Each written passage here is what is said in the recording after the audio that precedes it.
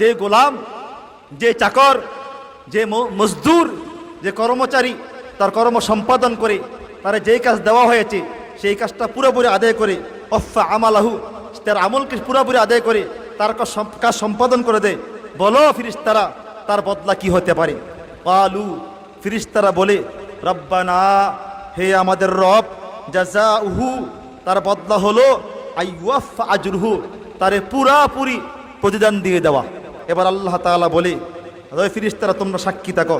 আল্লাহ তাআলা বলে, ক্বালা মালাইকাতি আবিদি ও ইমাই, এ ফিরিস্তারা, আমার বন্দা, আমার বান্দি, কাদাউ ফরিজাতি, আমি ফরিজাতি আলাইহিম, আমি আল্লাহ তাআলা যেই ফরজ এদের উপর সাব্যস্ত করেছি ওই ফরজটা তারা পুরোপুরি আদায় করেছেন, রোজা রেখেছেন, রাতের বেলা কিয়ামুল লাইল করেছেন।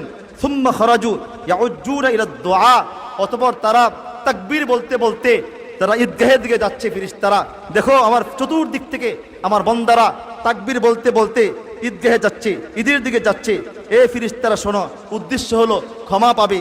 শোনো তোমরা, ও ইজ্জাতি, আমার ইজ্জতের কসম, ও জালালি, আমার জালালের কসম, ও কারামি, আমার সম্মানের কসম, ও উলুভি, ও ইরতিফায়ে মাকানি, আমার সর্বোচ্চ স্থানের কসম।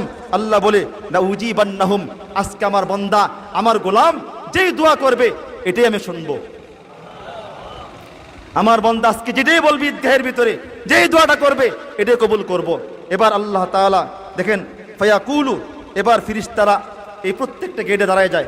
যখন মুসল্লিরা নামাজ শেষ করার পরে সব গেটে দাঁড়ায় যায়, দোয়া শেষ হয়, নামাজ শেষ হয়, আল্লাহ তাআলা ফায়াকুলু, অতঃপর আল্লাহ তাআলা বলে, ইরজিউ, তোমরা ফিরে যাও তোমরা, কদ গফারতু লাকুম, আমি তোমাদেরকে মাফ করে দিয়েছি, ও বাদদালতু সাইয়্যাতুকুম বিল হাসানাত, আমি আল্লাহ তাআলা তোমাদের গুনাহগুলিকে নেক দিয়ে পরিবর্তন করে দিয়েছি।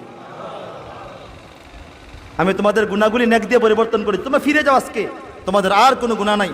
এরপরে আল্লাহ রাসূল বলেন, ক্বালা, আল্লাহ রাসূল বলেন, ফায়ারজিউনা মাগফুরাল লাহুম, এবার তারা ঈদগাহ থেকে যখন বের হয় নিষ্পাপ হয়ে যায়, ক্ষমাপ্রাপ্ত হয়ে যায়। সুবহানাল্লাহ, জোরে বলেন।